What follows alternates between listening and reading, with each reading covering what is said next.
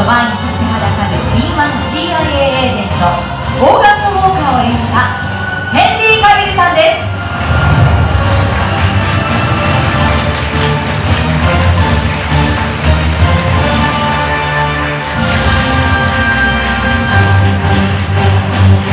続いてはガジェットを使ってイーサンをサポートするベンジー・ダンを演じましたサイモン・ペックさんです。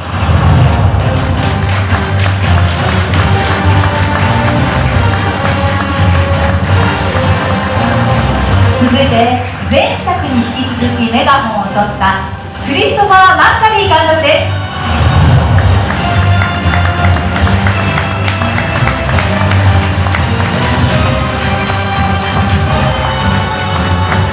さあ、そしてお待たせいたしました。スパイ組織 IMF 所属、どんなミッションも不可能を可能にする男、主人公イーサン・ハントを演じたこの方、トム・クルーズさんです。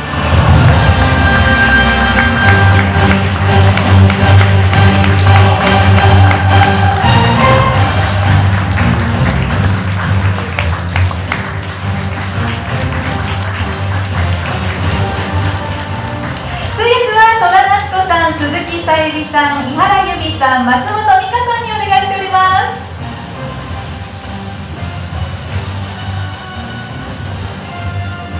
はい、本日たくさんのですね、取材の方々がいらっしゃっております。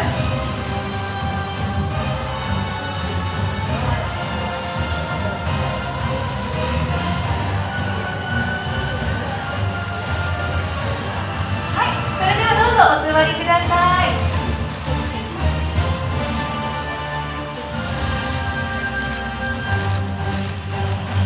ミッションインポッシブルフォールアウト8月3日日本公開ということだけ、これだけですね、たくさんの皆さんにご来場いただきましてどうもありがとうございます。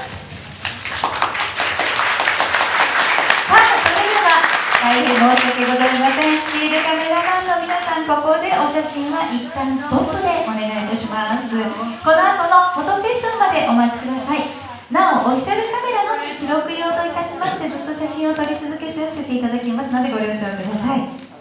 はい、よろしいでしょうか。はい、ということでですね、早速本日の記者会見を始めていきたいと思います。本当にですね、対策をまた日本に持ってきて、そして来日してくださってありがとうございます。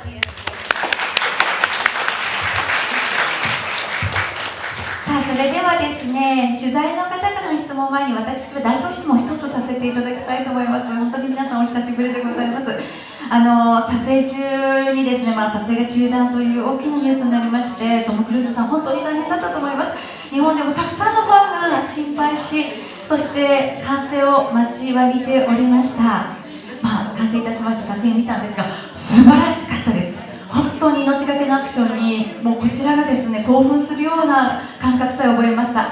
そこでですね、皆さんに質問したいと思います。撮影中のエピソードがあれば一緒に教えていただきたいんですが、作品への手応え、さらにご挨拶もご一緒にいただければと思っております。よろしいでしょうか。ではトム・クルーズさんからお願いしたいと思います。Yes, hello, how are you? Hello. It's so great to be back in Japan. Thank you so much. This is my 23rd visit to your country.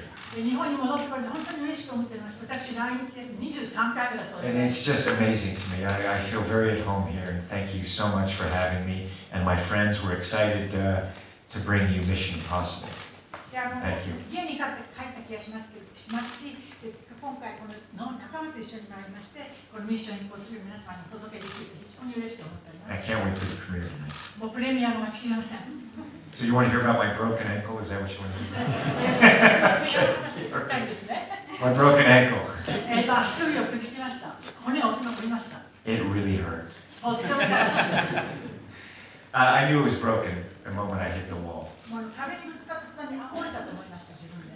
And I knew that's why I had to get past camera. I picked myself up and ran past camera. It's in the movie. All those shots are in the film, as you saw. しかし芝居上カメラの前を通らなきゃいけなかったですね。ですから痛かったけど我慢して立ち上がってカメラの前を走ったという。And then I kind of went back quickly to my.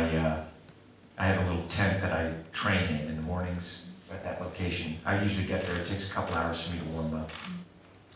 それからすぐテントに行きます。そのテントというのは、現場でちょっとウォームアップをするために毎週の撮影前に数時間来てウォームアップをするテントなんで、そこに行きました。I said, McCuban, I need to talk to you. I need to talk to you.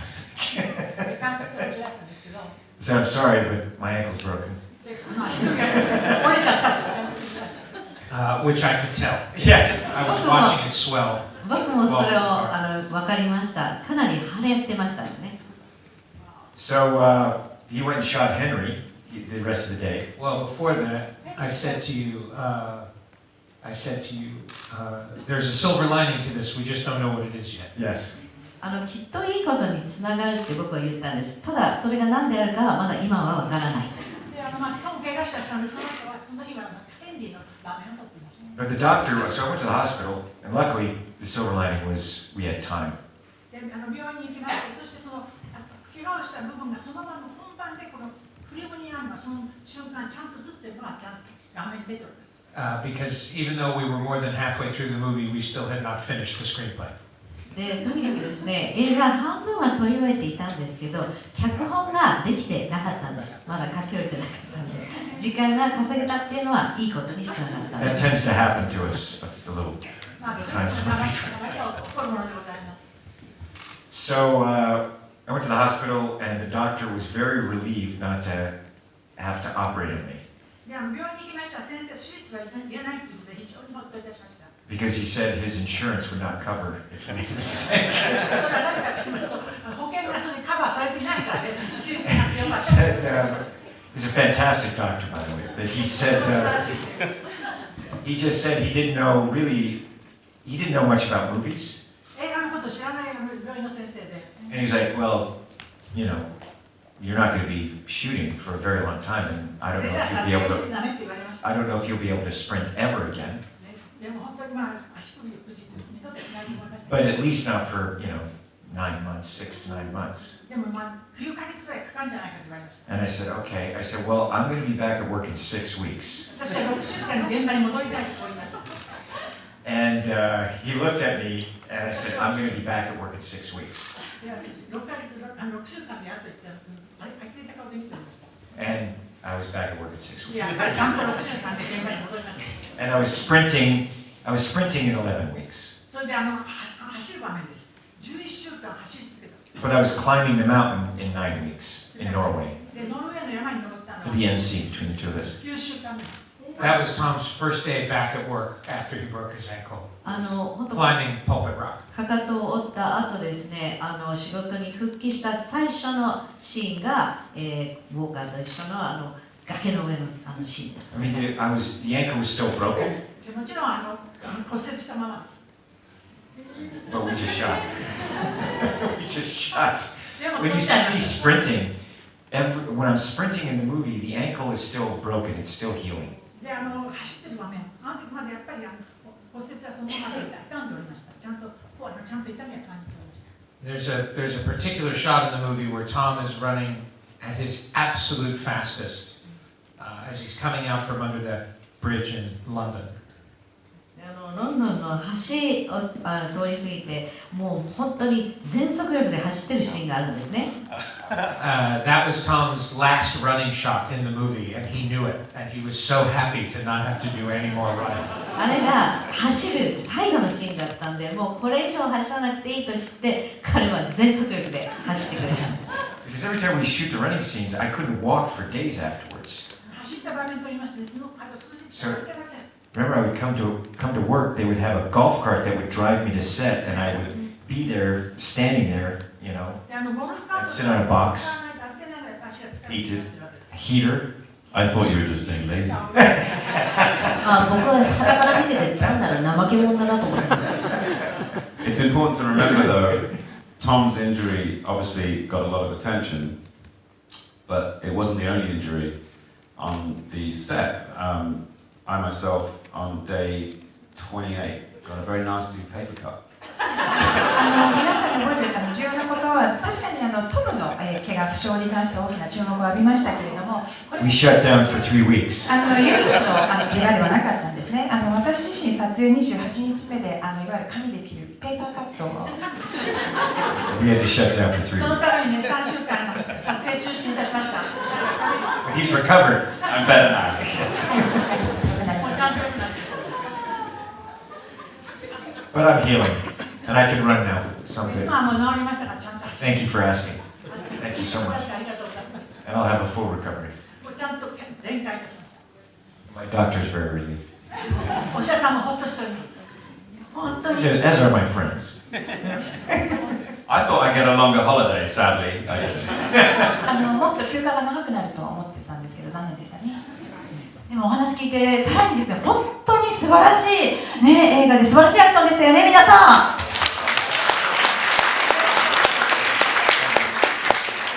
りがとうございました。では、このミッションインポッシブルに参加されたヘンリー・カビルさん、今回の撮影現場での思い出ですとか、何かエピソードございますか？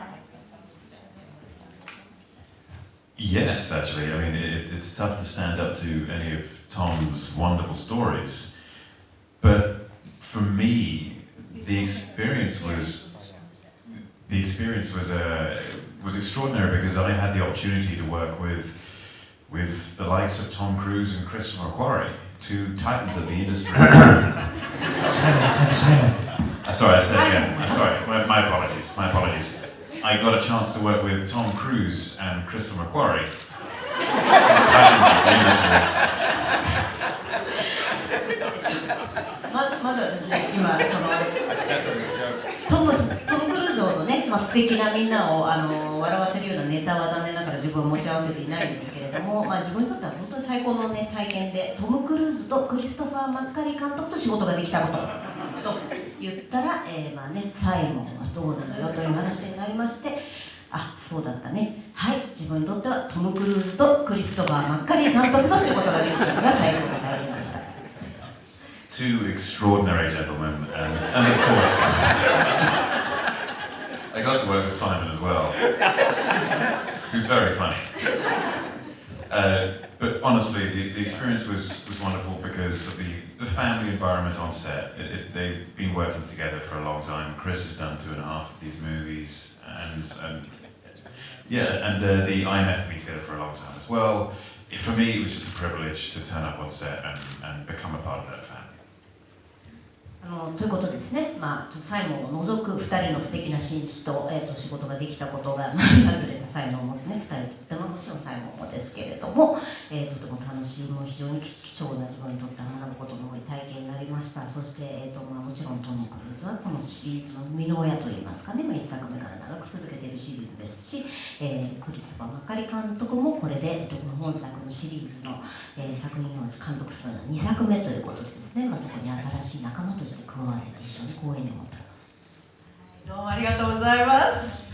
さあ、では続きまして、サイモン・ペクさん、ぜひ今回の作品でのエピソードですとか。Every day on this film was an adventure, but I do remember very clearly Rebecca Ferguson and myself watching Tom fall from the helicopter, not knowing that was supposed to be happening at that point in time. So we thought he had really fallen off the helicopter, and for one terrifying moment, thought we were going home early that day. はい、今作なんですけれども、私にとっては毎日が冒険でした。そしてとてもよく覚えていることの一つとして、私とレベッカ・ファーガソンもですね、トムがヘリでのシーンを見ていたんですけれども、彼がヘリから落ちたんですね。で、私たちは当時彼が落ちるということを知らなかったので、それを見て恐怖におののきまして、本当に落ちたと思ってしまったので、大変残念なことに今日は一日早く終わるんだなとか思いました。I will now perform for you my expression at that moment. で、その当時の表情をここでまた再現します。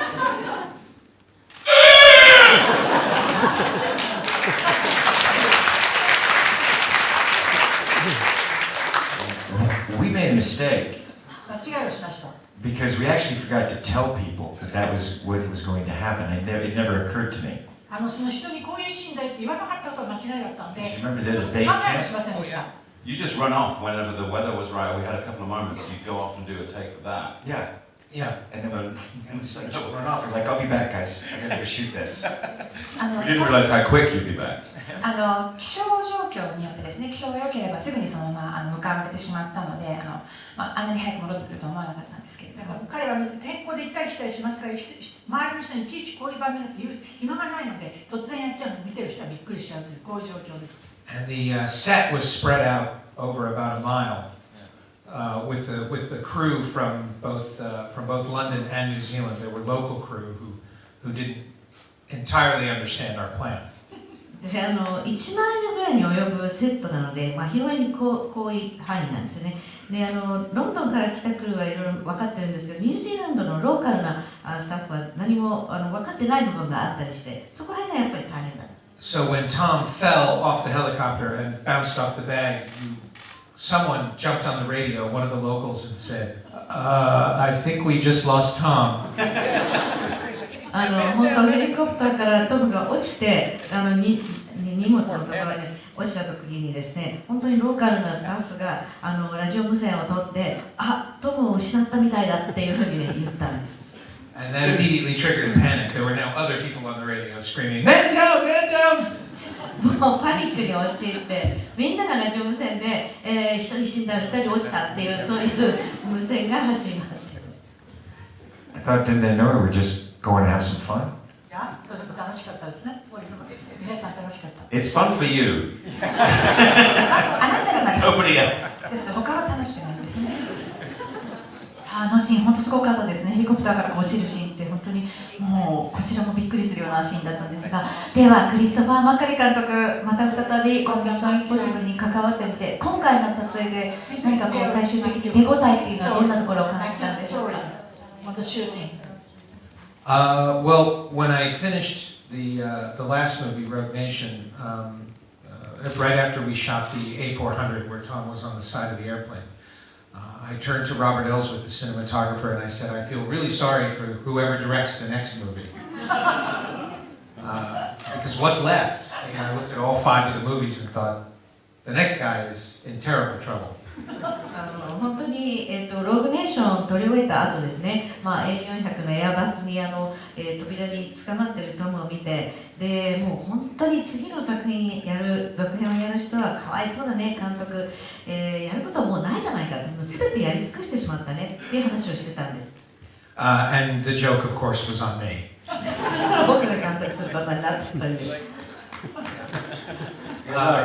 And so coming back, we of course now it was up to me to top not only that movie but all of the movies before that, and we decided very early on not to try. We weren't trying to top anything. We just wanted to make a movie that was worthy of the films that had come before it.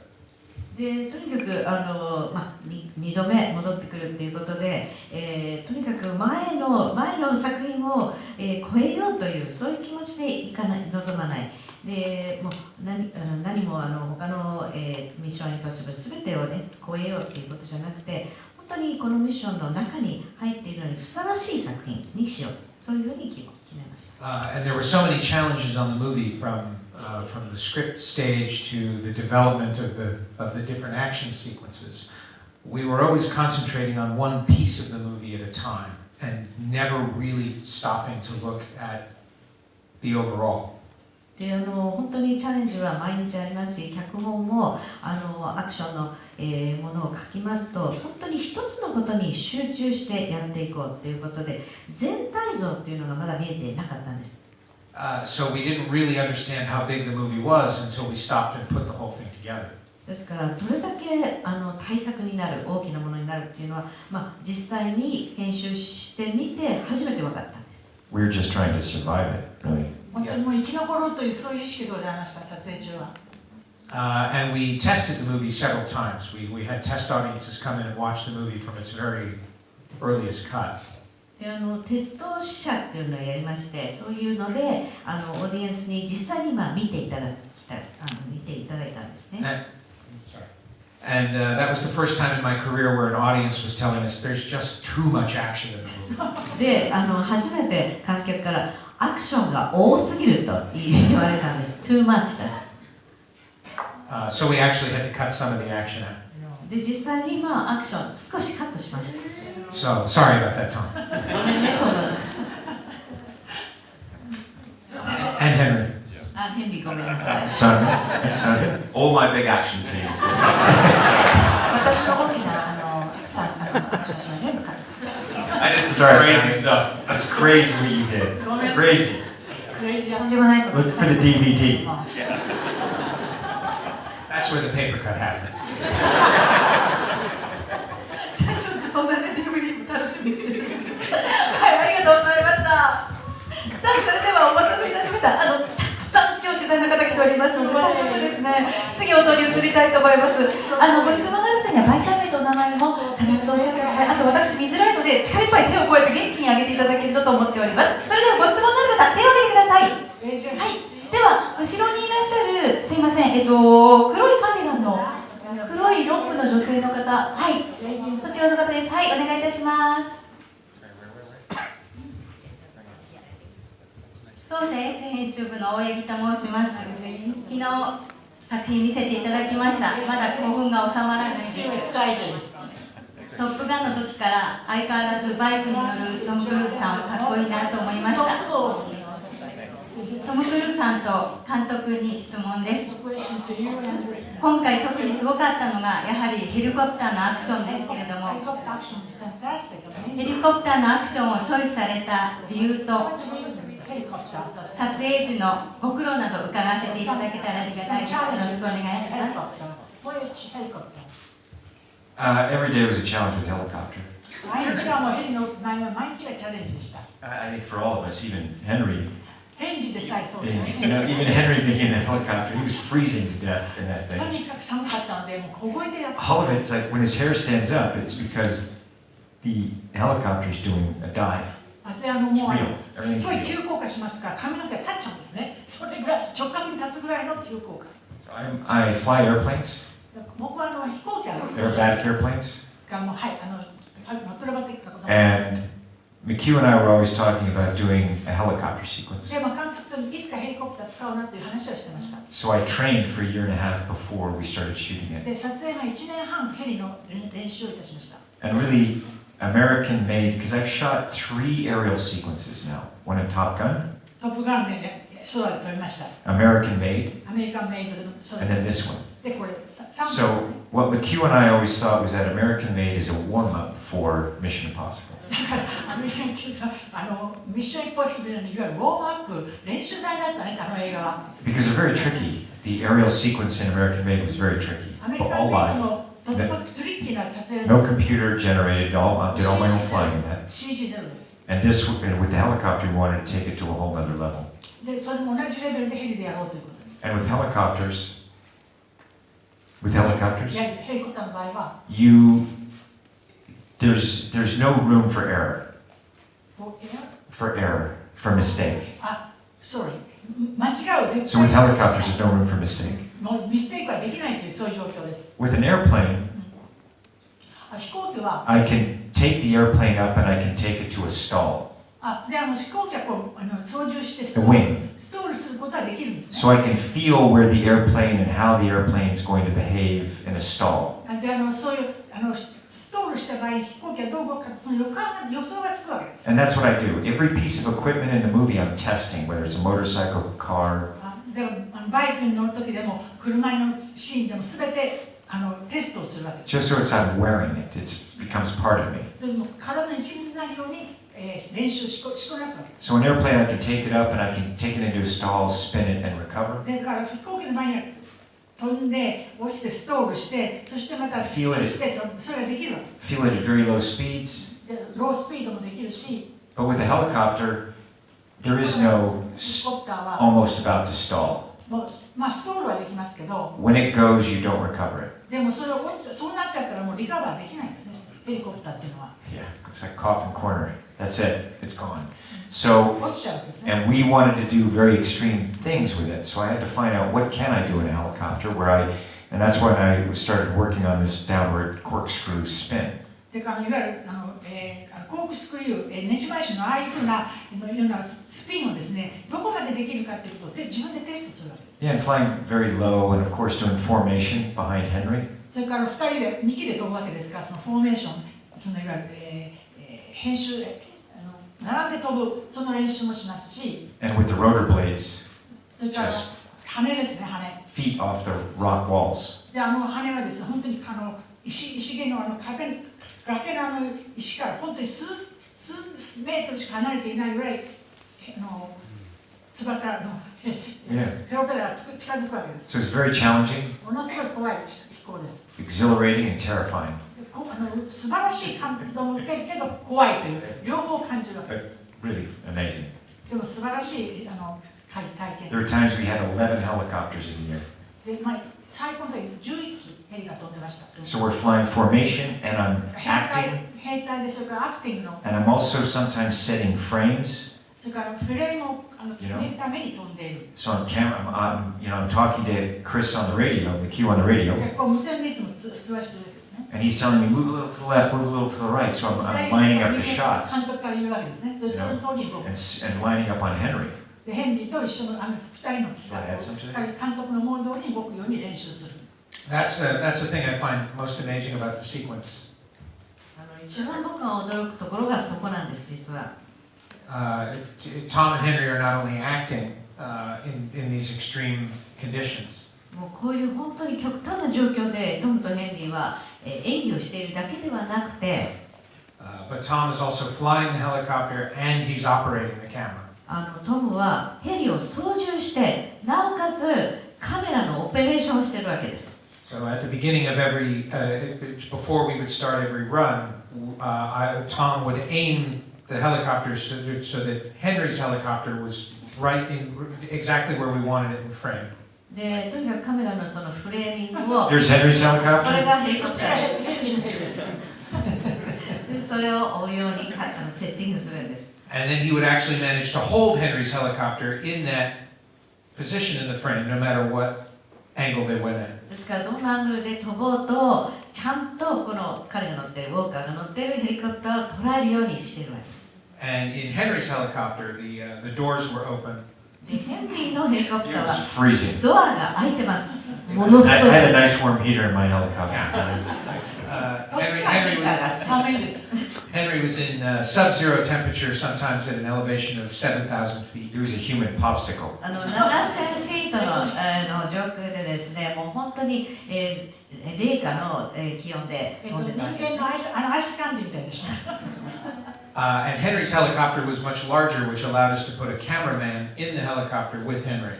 で実は、ヘンリーが乗っているヘリコプターの方が一回り大きいんですね。ですからカメラマンが乗り込むことができたんです。And after Henry's first run, the camera operator got out of the helicopter.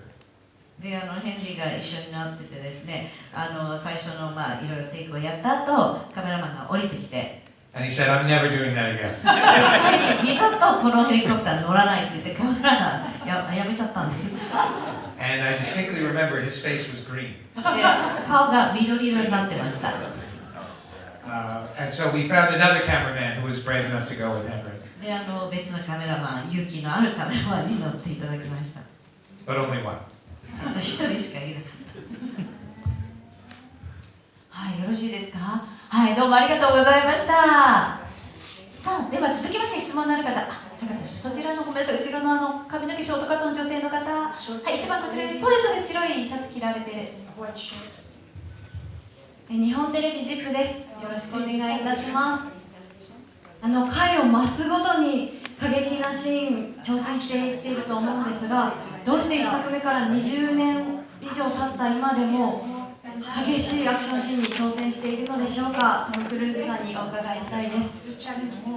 また監督にもお伺いしたいんですけれども、さまざまなアクションスターを見てきた監督から見て、今でも危険なアクションに挑戦し続けるトム・クルーズさんの一番の凄さはどんなところでしょうか。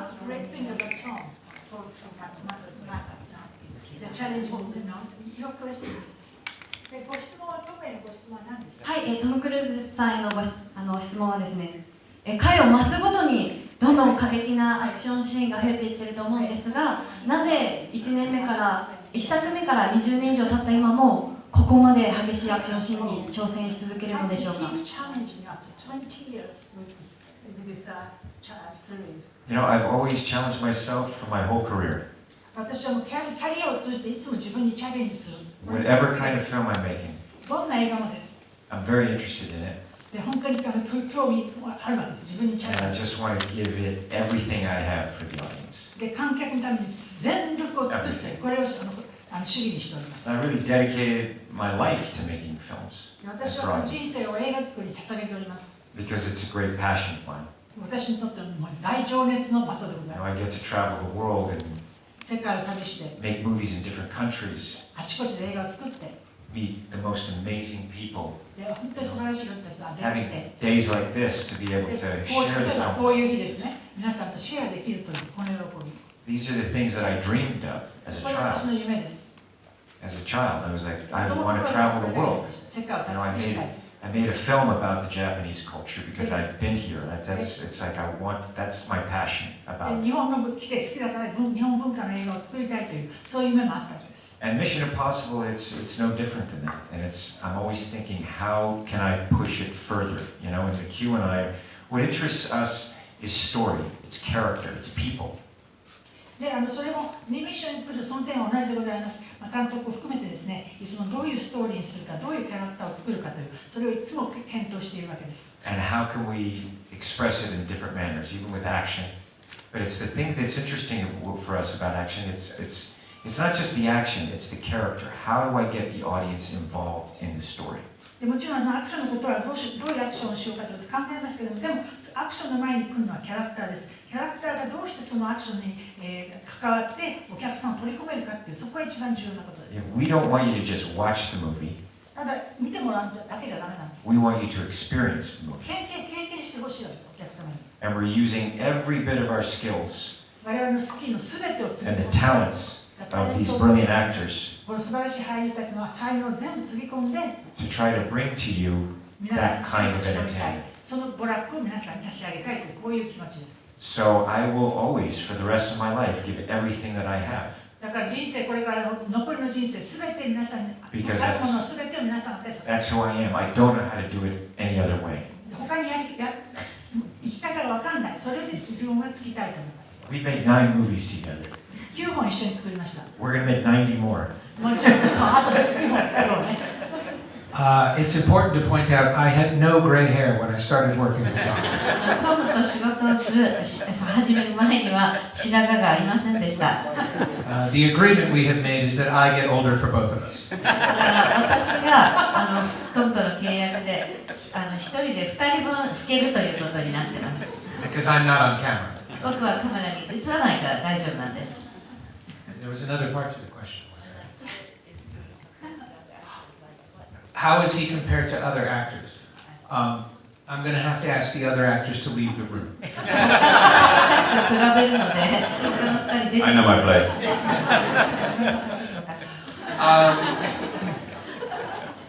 What I can honestly say, and it's something you've probably heard before, to the point where it sounds cliche. There is not a harder working, more generous, and more giving actor. Like I said, with the exception of these two guys. What he does in terms of his dedication causes everybody to up their game. 本当にこれは何度ももう前にも言ってるんですけど、もうトムほど一生懸命本当にもう全力投球して、全てをね捧げる人っていないんじゃないかって、まあこの後の2人もそうですけどっていうのを付け加えましたけど、彼の献身的なそういう姿勢というものは他の人にもこれ感染します。And you find yourself working harder and having more fun than you've ever done before. ですから私自身も含めて今までのどの作品よりも自分が一生懸命やってるし努力を本当にしてるんだするようになります。And you find yourself doing things you didn't think you were capable of doing. で自分ができるとも思っていなかったことまでできるようになってます。You know, you just look at this film and you look at the performances of the other actors and the opportunities that the other actors have in the film. で本当にこの作品をご覧になってくださっても、もう本当にいろんなもう機会があるというかね、いろんなチャンスが他の人たちにもあるんですね、パフォーマンスに。There are not a lot of leading men in Tom's position who would be that generous or be that comfortable.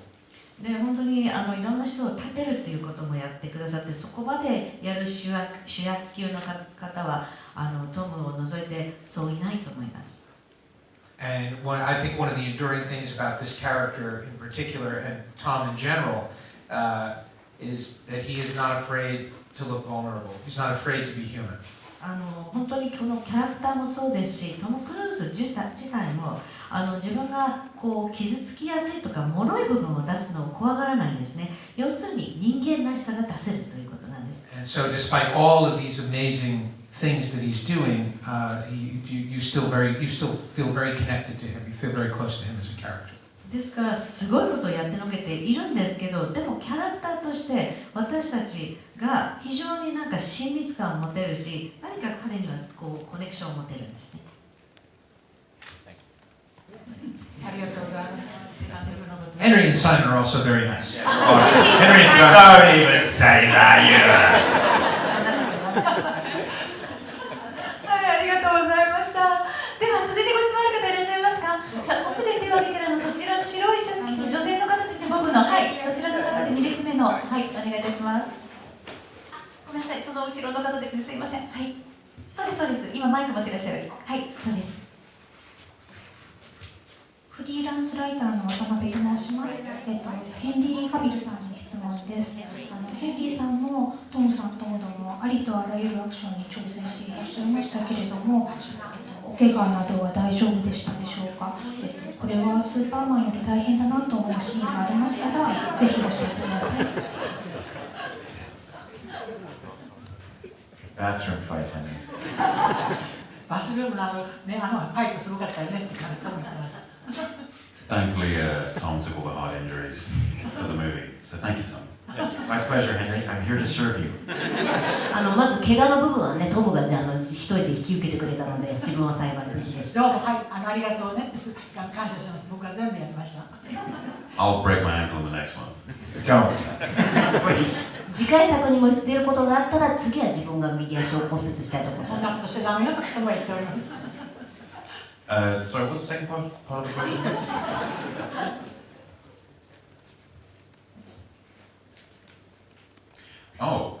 As far as was there a moment in this show that was harder than playing Superman? The interesting thing about this character is that he's so extraordinarily different, and when it came to the stunts, they were all practical. まずはですね、スーパーマンの役を演じた時と一番大きな差はですね、今回はスタントは実際に全部自身でやっていると。So naturally, when I was performing these extraordinary feats alongside Tom, it wasn't. There was no CGI. It's all real. We're all actually there, and so the stresses on the body are that much more extreme. Whereas when playing Superman, a lot of it is CGI. さっきね、トムも言ってたように、もうそのスクリーンで見るもの、聞くものすべてが、現実でですね、実際にトムとか自分とかが演じているスタントなので、スーパーマンはね、正直ここだけの話、かなりほとんど CG だったんですね。So aside from costume, all of it was harder. そのね、あとかの有名なコスチューム以外は全て、リアルだったと。そこがね、やっぱり一番大変だと同時に一番大きな差かなと思います。The bathroom fight. はい、バスルームの。The bathroom fight. Me and Henry and Leanne. We're supposed to shoot in 4 days. 4日間の撮影です。I don't know. Would it take 4 months to shoot that fight? Just went on forever. We're still shooting.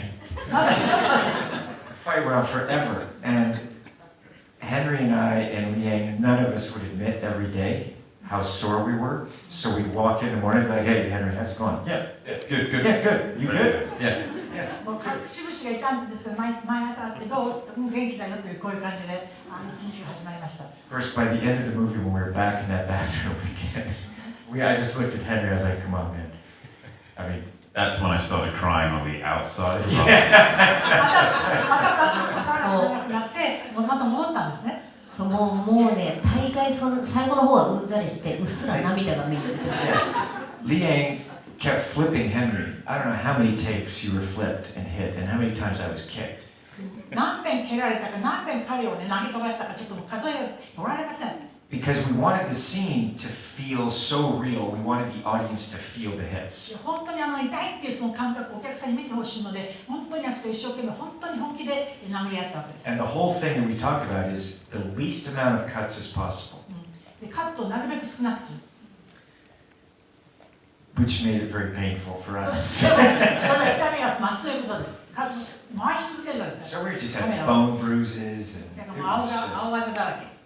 Every night going to bed was an uncomfortable experience. yeah, waking up was even worse. 毎晩ね、寝るときに体の節々が痛んでなかなか寝つけないと。朝起きるときならもっと痛い。It made my job very easy. 僕はすごく楽でした。I would just point the camera at it, and I would eat lunch. カメラを彼らに向けといて回しとけば、あとお昼を自分は食べてました。But in all sincerity, when you look at the scene, the intensity of that scene, 真面目な話、本当にバスルームファイトのシーンはものすごく過激なシーンですね。normally scenes like that, the camera is shaking and moving around and creating a lot of the energy, and the editing is creating a lot of the action in your head, Which is not my on the favorite. screen. で普通ああいうシーンを撮るときはカメラがやたら動き回るんですね。カメラがこう動き回って、そして編集で凄さを出すっていうのが通常の作り方です。The scene works as well as it does because you have three actors who are that rigorous. They've trained that hard and they're that dedicated to giving that scene the energy. It's what you're seeing is real. で3人の俳優がですね、もう本当にもう過酷な、トレーニングを受けておりますし、そしてもう本当に 100% 出し切ってシーンにエネルギーを与えているので、もう本当にそれがシーンの素晴らしさだと思います。I start laughing every time that scene starts. 場面見るたびに僕笑い出しちゃうんですけど。I don't. 私は笑ってませんでした。ありがとうございます。本当アクロバティックでね。ファイトシーンでぜひ皆さんまた見ていただきたいと思います。では今上がっていただいたら、はい、そちらの方でメガネの方、女性の方すいませんでした。じゃあその方に、はい、マイクを渡してください。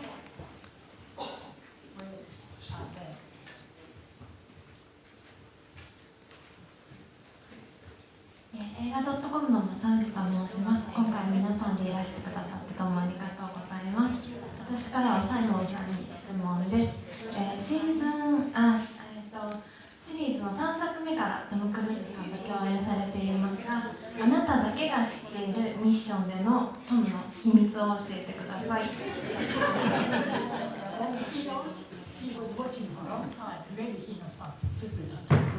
I know it all.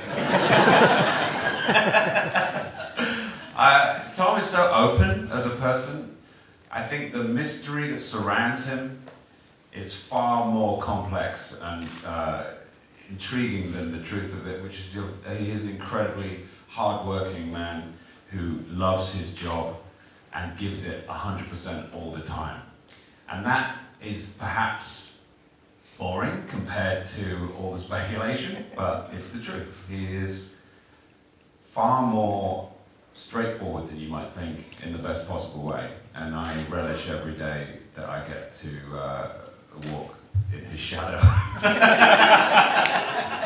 そうですね、私はすべて知っていますと言いましたが、まずトムなんですけれども、本当に素晴らしい方なんですが、彼に取り巻くその神秘的な話であったり、その謎めいてるというところの方が、そのもの自体の方が実際のその真相よりも、面白かったりする、わけなんですけれども、実際本当にトムという人はですね、本当に仕事熱心で、とにかく仕事を愛している方で、毎回 100% 全力投球をなさる方です。ですのでそういった、本当のことの方が退屈に聞こえるかもしれません。皆さんのいろいろ思っていらっしゃるような、想像されているようなことのその神秘的なものではなく、その真実として、一番簡単に言ってしまうと非常にまっすぐな方といいますか、本当に素晴らしい方で、私は毎日そのような方の影のそうですね、下元で歩いていくというその毎日を楽しんでいます。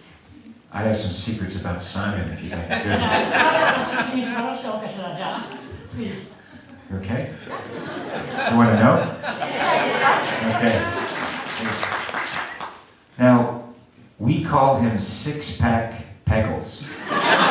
Six-pack pickles. Yes, because he's got a six-pack in here. ここに筋肉の割れ目ですね。Six pack. はい。 He shows up, he's shredded through there. で、細切りにしちゃってる。He's just shredded. そう。So I sent him lots of sweet cakes and stuff to try to それがもう甘いものなんか食べちゃったもんだから、それが to test his discipline. 素晴らしい筋肉を持ったのに、僕甘いものを3で食べさせて、それがもうバラバラになるようにしてるした。That's very true. Tom is notorious for feeding you sugar. お砂糖を人に食べさせる。ごめんなさい。トムはですね、糖分を人に与えることで大変有名なんですね。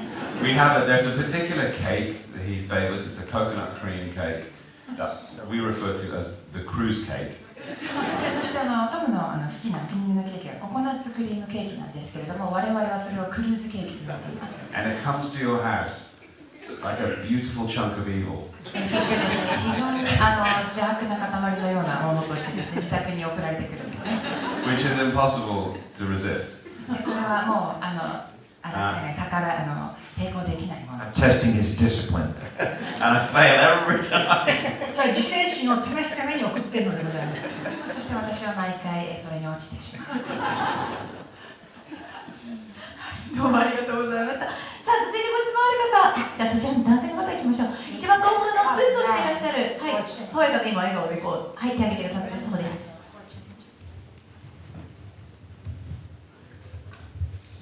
皆さんこんにちは。名古屋テレビの浜田俊と言います。トム・クルーズさんに質問です。これまで数々のアクションで世界中を驚かせてきましたが、今回挑戦したヘイロージャンプというのが長年の夢だったと伺いました。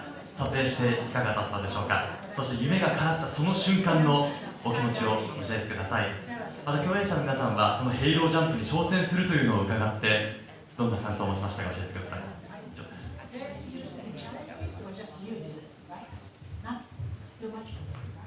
No, listen, I think these guys, whatever they want to do, if they could have trained, I know Henry wanted to do it. いや、みんなやりたかった、ヘンリーのやりたかってましたよ。But it would have taken him, to get him to that place, it would have taken him way too long. But Henry is so capable. Both of で these も guys. 彼は本当に素晴らしい能力を持ってやりこなせます。They train, they could be able to do that. トライすればもちろんできます。 It was very intense doing the halo jump. でもとってもね、あれはすごいアクションです。I also could have done it if I was not a complete coward. 僕だってできたと思います。ただし僕は本当に小ばかりです。But it says a lot about Tom that we can be told that he's going to jump out of an airplane at 26,000 feet. Whatever. Very, very high, without any oxygen, and our reaction is, yeah, because that's the kind of thing he does. You know, it's not surprising, really. そうですね、またトムなんですけれど、まさにそのトムらしいと言いますか、その26,000フィートか、高さは定かになりませんけど、とにかくとても高いところから、彼が飛ばれたわけなんですね。酸素のない状態でということで、それをやるんだと言って聞いたときはそうなんだと、いうふうに思いました。なぜなら、トムだからあまり驚くこともなかったです。It was the last action sequence that we shot in film. あれが撮影で最後に撮った部分です。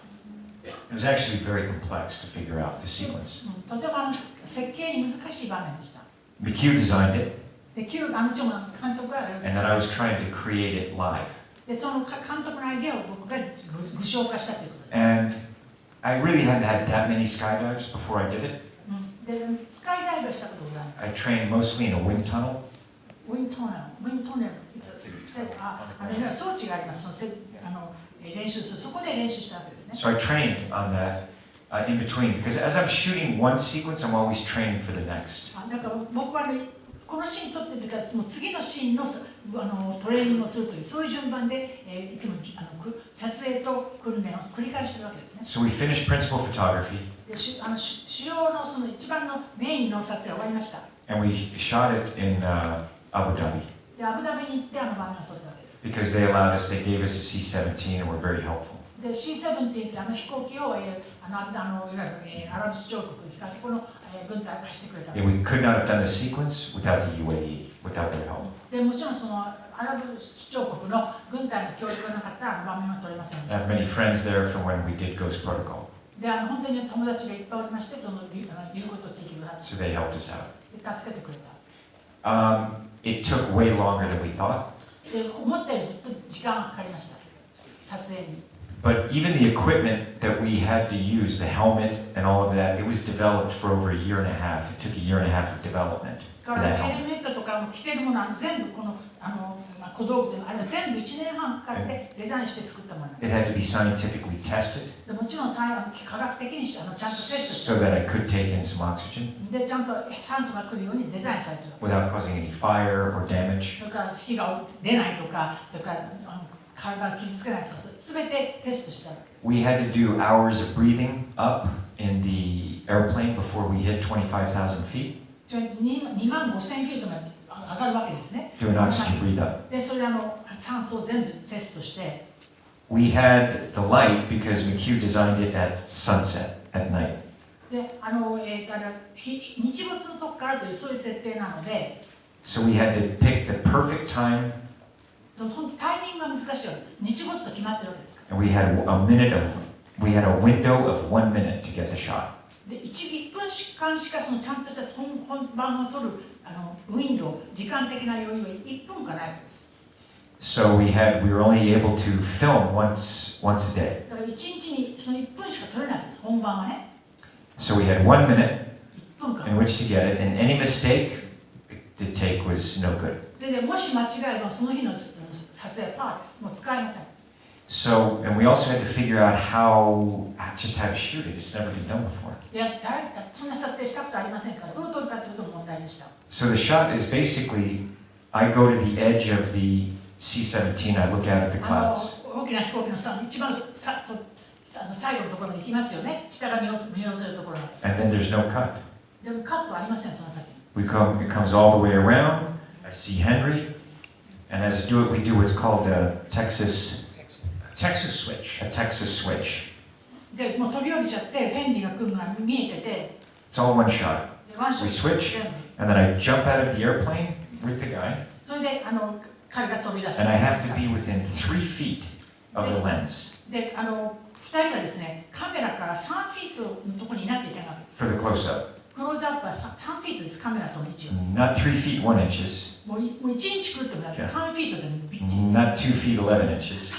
2フィート11でもダメなの。3フィートきっちりだと。 Otherwise, I'm not in focus. そうするとフォーカスが壊れちゃうんです。フォーカスにならない。 So we had to find also a camera operator who could skydive, カメラももちろんスカイダイブしなきゃいけないわけです、 who ね。 could handle the size of that camera 大きなカメラを操作できる and come around this whole sequence like そう that. 全部周りから撮るようなカメラマンが必要なんです。 Keep us both in frame, で、ちゃんとフレームの中に入れて撮らなきゃいけない。 and then I have to meet him in the air and then fly past him. それでその彼のそばを通り抜けるとか、そういう芝居をするわけです。 And that camera operator did not exist.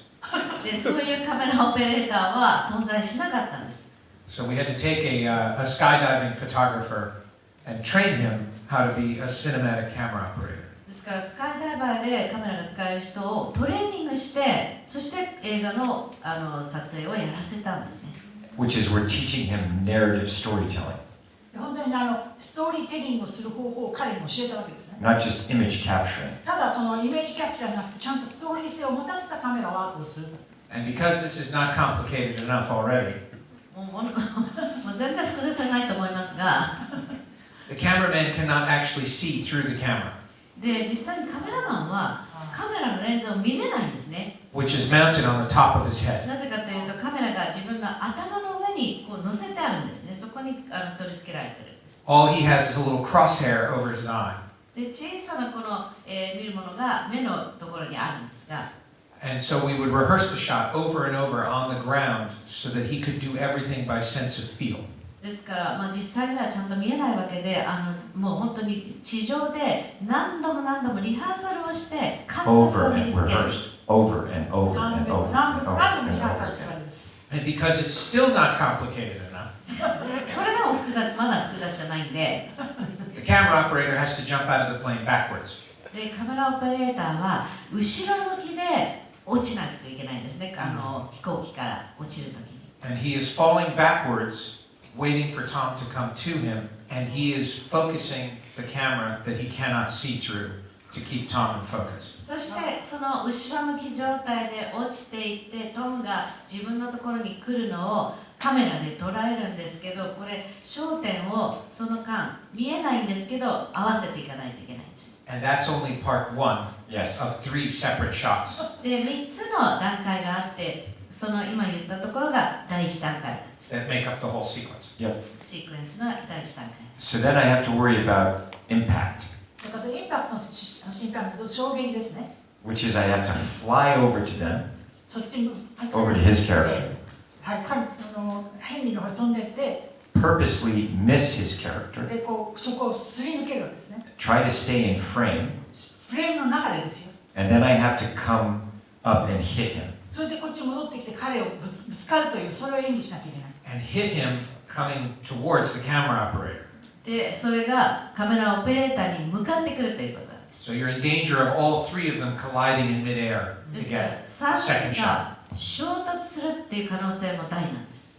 So if I hit him too hard, であまり強く当たりすぎると、 I'm worried that I'm going to break his leg, 足を折っちゃうとかね。 make him go unconscious, or knock myself out. それから自分が無意識になるとか、あちらも失神しちゃうと、そういう危険があるわけです。 Or break the cameraman's neck by Yes. hitting him in the head. By hitting him in も the し head. くはカメラマンの首が折れるっていう可能性もあるんです。 And once we start into the spin or we get close, 始まりました。はい、そうです。クローズになります。 we're all very concerned whether I don't want to deploy his parachute or him deploy my parachute.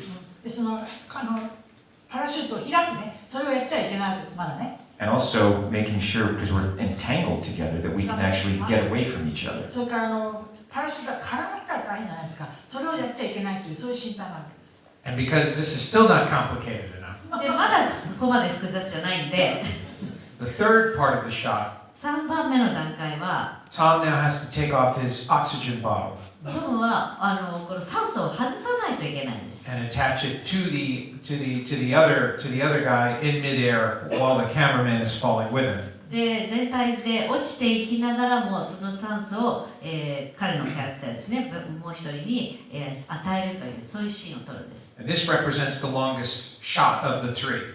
ですからここが一番長いですね。3つの段階って言った中で3番目が一番長い。 So of course Tom has to finish the shot before he can pull the other guy's chute before pulling his own. But I have to flip him over. And he's got to flip him over, then flip 彼 himself. をこう裏返しにして、そしてパラシュートを、押す前、開く前に全部完結しないといけないんです。 And he's got to do all of that before he reaches the minimum safe altitude to pull his own chute. で、自分のパラシュートも出すタイミングっていうのがありますけど、もうギリギリのところで出さないといけない。 So my job in this ですか sequence ら私の仕事は、 is I would stand in the C-17 with the camera crew. There would be a camera operator, and there would be Tom, and everybody who was going out of the plane, including the safety divers. 私はその、飛行機に乗って、トムも、ヘンリーもみんな乗っているんですね。ダイビングをする人が全員乗っています。 And I would call action and watch my entire crew jump off the end of the airplane and disappear. で、アクションという声をかけると、私と一緒に乗っていたすべてのスカイダイバーたち全員が飛び降りるというところです。 And then I would turn to the crew on the plane and say, all right, let's fly back and see who made it. で、もう一人残っていたスタッフに、OK、じゃあ俺たちは戻って、誰がちゃんと生き残ってるか見に行こうというんです。We would rehearse all day and then do the shot at night. リハーサルして本当に夜間に一つその日没時に撮るという。And you have to understand that's after everything that we shot. それ全部撮影終わった後のね撮影です。一番最後に。It was like an 880 sprint. These takes. Sprint. Sprint. Like, it's like just the intensity of doing it was so intense. 完距離の本当に最スピードで走るThat's how the body felt. It's just exhausting doing it. 体の感覚、もう本当に最高のスピードで走った時の感覚、もう体がもうついていけないっていうその感覚を感じました。And it took well over 100 jumps. 105. 105回彼は106. To get the shot. To get 3 shots. To get 3 3つ shots. のショ3ショットット。のためにね、ごめんなさい。3つのショットのために106回ジャンプしました。 And because none of that is complicated enough, で、まだまだ全然複雑じゃないんで、 Tom's ankle was still broken. ト Yes. ムの、足はまだ骨折したまんまでした。 So every time he is landing, all 105 times, 105回、6回、 Six. 着陸する、 106, 106回着陸するときに、he's landing on a broken ankle. 骨折した足で着陸してた、着地して。 So we really hope you enjoy the movie. Yeah, please, I know. Please enjoy it. もう聞いてるだけですご Or い at least that scene. 特にそのシーン見てください。いや、すごい。ね、驚愕のシーンがそれだけ大変だったということで、本当にありがとうございました。でタイムアウトになってしまいましたので、この後フォトセッションに移りたいと思います。はい、それではですね、改めましてまたこちらの準備を行いますので、皆様一旦後方でお待ちください。またよろしくお願いいたします。トム・クルーズさん、ヘンリー・カビルさん、そしてサイモン・ベックさん、クリストファー・マッカリー監督でした。ありがとうございました。はい、それではどうぞバックステージにお進みください。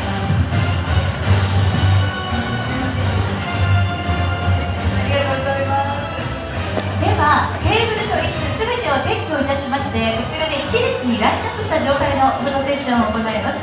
今回はこの4人でのフォト、ワンポーズのみとなっておりますので、よろしくお願いいたします。いつものように真ん中、右、左、真ん中、そしてテレビの方がたくさん来てます。手を振っていただいての終了になりますので、スチールカメラマン。はい、ではトム・クルーズさんです。よろしくお願いいたします。クリストファー・マッカリ監督、そしてヘンリー・カビルさん、サイモン・ベックさん、先ほどと同じ立ち位置ですね。We would like you all to stand in the same position as you were seated earlier. はい、ではセンターのカメラまでもうちょっとクローサー、はい、近づいていただいていいですか？ And could you get closer to each other, please?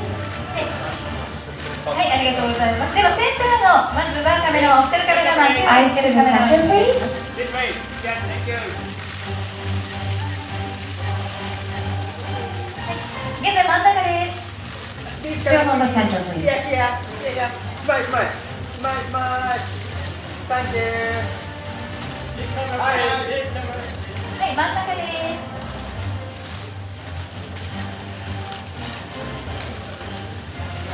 はい、続きまして右ですね。Now to your right, please. Eyes to the right, please. はい、ライトサイドです。Eyes to your right, please. This point, please. はい、ライトサイドです。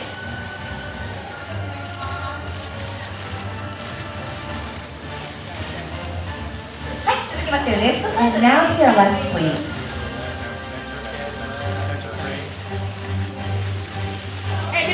Eyes to your left, please. Sorry, left, please. Left side, please.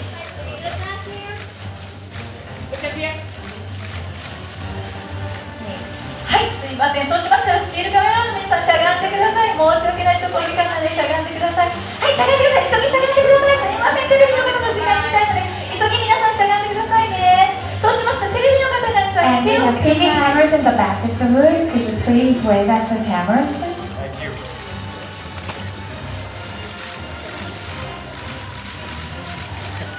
はい、いかがでしょうか。OK ですか。はい、では以上もちまして本日の記者会見は終了させていただきます。皆さんどうもありがとうございました。 It's the press conference. Thank you very much. ありがとうございました。サイモン・ベックさんありがとうございました。